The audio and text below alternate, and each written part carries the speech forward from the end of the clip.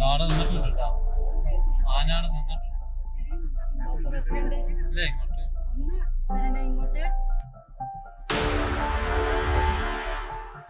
2025 പുതുവർഷത്തില് ജീവൻ തിരിച്ചു കിട്ടിയ ഒരു സന്തോഷത്തിലാണ് Iritty block panchayat president Shri K Velayudhan. അന്ന് രാത്രി നടന്ന ഒരു നടുക്കുന്ന സംഭവത്തെക്കുറിച്ച് ഷെക്കന ന്യൂസിനോട് പ്രതികരിക്കുകയാണ് അദ്ദേഹം. അന്ന് യഥാർത്ഥത്തിൽ എന്താണ് സംഭവിച്ചത്?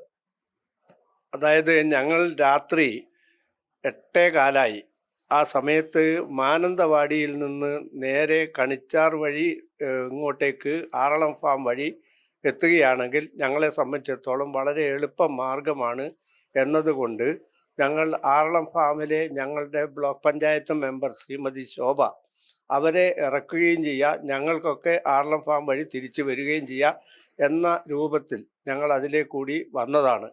അതിലൂടെ വരുന്ന വഴിക്കാണ് ഞങ്ങൾ വരുന്ന വഴിക്ക് ഒരു 100 മീറ്റർ അകലെ കൃത്യമായി ഞങ്ങളുടെ ഡ്രൈവറോട് നമ്മൾ പ്രത്യേകം പറഞ്ഞിട്ടുണ്ടായിരുന്നു, ശ്രദ്ധിക്കണം, ആനയുണ്ടാവും, ആറളം ഫാമിലേക്ക് കടക്കുമ്പോൾ തന്നെ പറഞ്ഞിട്ടുണ്ടായിരുന്നു. അദ്ദേഹം അതുകൊണ്ട് തന്നെ അല്പം സ്പീഡ് കുറച്ചാണ് വന്നത്. പക്ഷേ യാദൃച്ഛികമായി ആനയുടെ തൊട്ട് മുന്നിലെത്തിയപ്പോൾ അദ്ദേഹം പെട്ടെന്ന് ആനയുടെ മുന്നിലെത്തിയതോടുകൂടി അവസരജിതമായി നമ്മുടെ ഡ്രൈവർ അദ്ദേഹത്തിൻ്റെ സ്വതസിദ്ധമായ ആ ഒരു താല്പര്യം, അത് സാധാരണ ചെയ്യുന്ന ആ ഒരു ക്രിട്ടിക്കൽ മൂവ്മെൻറ്റിൽ ചെയ്തതുപോലെ പെട്ടെന്ന് തന്നെ പുറകോട്ട് വണ്ടിയെടുത്ത് ആന റോഡിൽ ഇങ്ങനെ നിൽക്കുകയാണ്. ഞങ്ങൾ മനസ്സിലാക്കിയത് അനുസരിച്ചിട്ടാണെങ്കിൽ ഞങ്ങൾ വരുന്നത് 8:15 രാത്രി എത്തുന്നത്. അതിനു മുമ്പ് 7:45 നമ്മുടെ MLA ഈ സെയിം റൂട്ടിലൂടെ തന്നെ അദ്ദേഹം കടന്നു പോവുകയും ചെയ്തിട്ടുണ്ട് എന്നാണ് ഞങ്ങൾ മനസ്സിലാക്കിയത്. ഇത് 2 വണ്ടികളും പോകുന്നത് തൊട്ടടുത്തുള്ള ആദിവാസി വീടുകളിൽ നിന്ന് അവർ ശ്രദ്ധിച്ചതാണ്.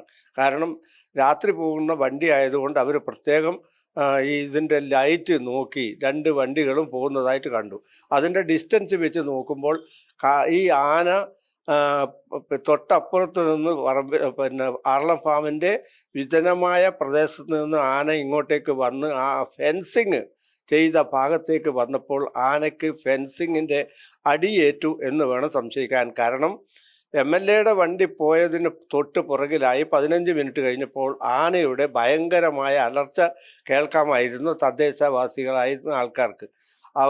അപ്പോൾ അതിന് ശേഷമാണ് ഞങ്ങളുടെ വണ്ടി വരുന്നത്. അപ്പം വിളിച്ചു പറയാൻ അവരെ സംബന്ധിച്ചിടത്തോളം നമുക്ക് കമ്മ്യൂണിക്കേറ്റ് ചെയ്യാനുള്ള മാർഗങ്ങളൊന്നും ഇല്ലാത്തതുകൊണ്ട് തന്നെ അവരാകെ ഭയപ്പെട്ട് നിൽക്കുന്ന സമയത്താണ് ഞങ്ങൾ ആനയുടെ മുമ്പിലേക്ക് എത്തുന്നത്. ഏതായാലും സംയോജിതമായ ഇടപെടൽ കൊണ്ടും അതിനനുസരിച്ചിട്ടുള്ള നമ്മൾ അവിടെയുള്ള ഈ RRT എന്ന് പറയുന്ന ഫോറസ്റ്റ് ഡിപ്പാർട്ട്മെൻറ്റിൻ്റെ പ്രത്യേക സെല്ലിൽപ്പെട്ട RRT അവരെ പെട്ടെന്ന് തന്നെ ഞങ്ങളെ ബ്ലോക്ക് പഞ്ചായത്ത് മെമ്പർ ശ്രീമതി ശോഭ വിളിച്ചപ്പോൾ തന്നെ അവരും ഓടി വന്നു. അവരുടെ ഇടപെടലും ഞങ്ങളെ സംബന്ധിച്ചിടത്തോളം ഞങ്ങൾക്ക് സഹായകരമായിട്ടുണ്ട്. പിന്നീട് ഞങ്ങളെയൊക്കെ ആറളം ഫാം മേഖല വിടുന്നത് വരെ ഞങ്ങളെ RRTക്കാർ ഞങ്ങളെ ഫോളോ ചെയ്തു. ശ്രീമതി ശോഭ അവരെ വീട്ടിലെത്തിക്കാനുള്ള സൗകര്യവും RRTക്കാർ ചെയ്തു എന്നതാണ് പിന്നീട് മനസ്സിലാക്കിയത്. ഈ ആറളം ഫാം എന്ന് പറഞ്ഞ സ്ഥലം ഏകദേശം ജനവാസ മേഖലയുള്ള സ്ഥലങ്ങളാണ്. പ്രത്യേകിച്ച് പാവപ്പെട്ട ജനങ്ങൾ അതിലേക്കൂടെ യാത്ര ചെയ്യുന്നവരാണ്, ആദിവാസി മേഖലകളിലുള്ള ആളുകൾ. അപ്പോൾ എങ്ങനെയാണ് അവർക്ക് ഇങ്ങനെയുള്ള ഈ ഏരിയകളിലൊക്കെ സുരക്ഷ നമുക്ക് ഉറപ്പുവരുത്താൻ സാധിക്കുക? ഞങ്ങൾ കഴിഞ്ഞ 15 വർഷക്കാലമായി ആറളം ഫാമിനകത്തെ സ്വൈര്യജീവിതം ഉറപ്പാക്കുന്നതിന് വേണ്ടി പല ഉപാധികളും പല റെമഡിയും ഗവൺമെൻറ്റിലേക്ക് റിപ്പോർട്ട് ചെയ്തിരുന്നു. 15 വർഷങ്ങൾക്ക് മുമ്പ് അതിൻ്റെ ഭാഗമായി തന്നെ നമ്മുടെ നിയോജകമണ്ഡലം MLA അഡ്വക്കേറ്റ് സണ്ണി ജോസഫിൻ അദ്ദേഹത്തിൻ്റെ ഇടപെടൽ കാരണം നമുക്കറിയാം, രാമച്ചി മുതൽ വളയഞ്ചാൽ വരെ, വളയഞ്ചാലിൽ നിന്ന് രാമച്ചിയിലേക്കുള്ള 13 കിലോമീറ്റർ ഭാഗം ആറളം ഫാമും പൊതു മേഖലയും തമ്മിൽ ബന്ധപ്പെടുന്ന മറ്റ് ജനങ്ങളുടെ ജനവാസ മേഖലയും തമ്മിൽ ബന്ധപ്പെടുന്ന മേഖലയിൽ അന്ന് 13 കിലോമീറ്റർ ദൂരത്തിൽ മതിൽ കെട്ടുകയുണ്ടായി. ആ മതിൽ കെട്ടിയതിൻ്റെ പ്രത്യേക സാഹചര്യത്തിൽ ആ മേഖലയിലുള്ള ആൾക്കാർക്ക് സ്വൈര്യ ജീവിതം ഉറപ്പാക്കാനും നമുക്ക് കഴിഞ്ഞു.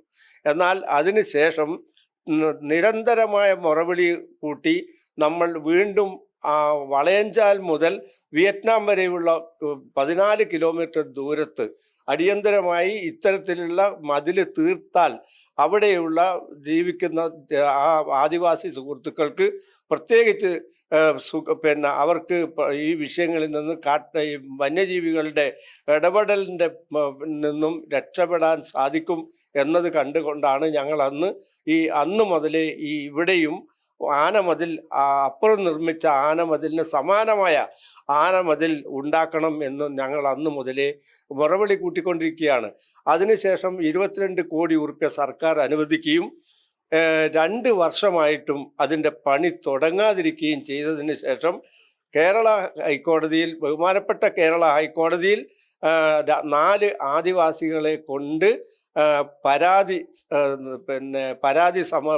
പരാതി കൊടുത്തതിൻ്റെ അടിസ്ഥാനത്തിൽ ആ പരാതി റിട്ടായി പരിഗണിക്കുകയും അതിന് വേണ്ട എല്ലാ സഹായങ്ങളും ഈ ആദിവാസികൾക്ക് എന്നെപ്പോലുള്ള പൊതുപ്രവർത്തകരും അതോടൊപ്പം DLSA ജില്ലാ ലീഗൽ സർവീസ് അതോറിറ്റി അവരുടെ ഇടപെടലും ഞങ്ങൾക്കന്ന് സഹായകരമായി. അതിനുശേഷം അടിയന്തരമായി 18 മാസത്തിനുള്ളിൽ ഈ മതിൽ പൂർത്തിയാക്കണം എന്ന് പറഞ്ഞ് അനുവദിച്ച പണത്തിൻ്റെ 22 കോടി ഉപയോഗിച്ച് അടിയന്തരമായി മതിൽ നിർമ്മിക്കണം എന്ന് ആവശ്യപ്പെടുകയും ചെയ്തു. അതിൻ്റെ അടിസ്ഥാനത്തിൽ ഈ കോടതി 18 മാസം കഴിഞ്ഞപ്പോൾ നമ്മുടെ ചീഫ് സെക്രട്ടറി ഉൾപ്പെടെയുള്ള വനം വകുപ്പിൻ്റെ ഉദ്യോഗസ്ഥന്മാരും ചീഫ് സെക്രട്ടറി ഉൾപ്പെടെയുള്ളവർ അതിനെതിരെ ഹൈക്കോടതിയെ സമീപിക്കുകയും സമയബന്ധിതമായി 18 മാസം കൊണ്ട് തീർക്കാൻ കഴിയില്ല എന്ന് പറഞ്ഞ്, അത് മാത്രമല്ല റിട്ട് കൊടുത്ത ആൾക്കാരെ പരമാവധി ഇൻസൾട്ട് ചെയ്യാൻ പോലും ആ കാലഘട്ടത്തിൽ ശ്രമിച്ചു എന്നതാണ്